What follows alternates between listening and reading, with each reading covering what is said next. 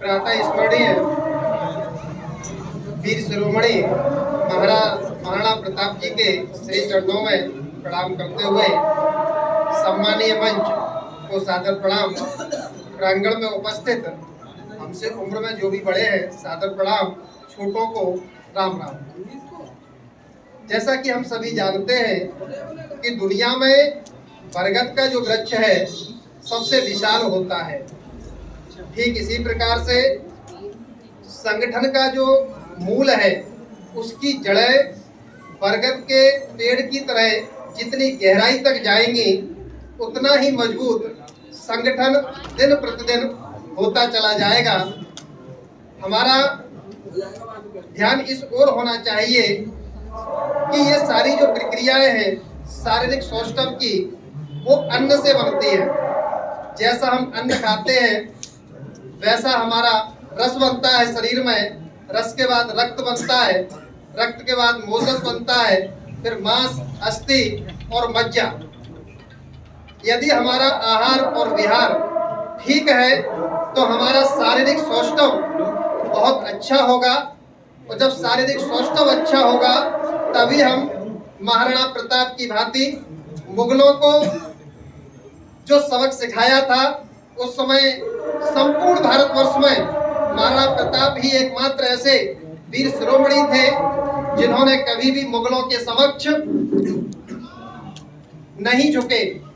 और आज वही कारण है कि एक तरफ अकबर था, अकबर को हम पसंद नहीं करते, लेकिन जैसे ही महाराणा प्रताप का नाम आता है तो हम साष्टांग प्रणाम करते हैं।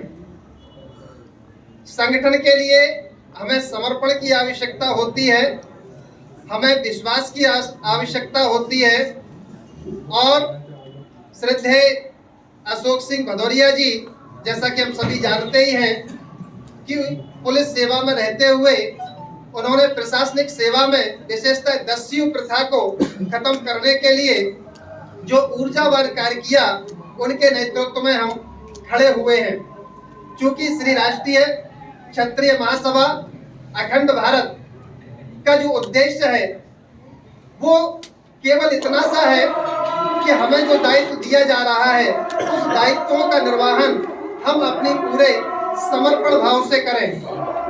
जैसा कि भारत का संविधान कहता है कि हम भारत के लोग भारत को संपूर्ण प्रभुत्व संपन्न समाजवादी पंथनिरपेक्ष लोकतंत्रात्मक गणराज्य बनाने के लिए उसके समस्त नागरिकों को सामाजिक, आर्थिक, राजनीतिक न्याय, विचार, अभिव्यक्ति, विश्वास, धर्म, उपासना की स्वतंत्रता, प्रतिष्ठा और अवसर की समता प्राप्त कराने के लिए उन सब में व्यक्ति की गरिमा, राष्ट्र की एकता, अखंडता को अक्षुण्ण रखने वाली पंथों बढ़ाने के लिए दृढ़ संकल्पित है।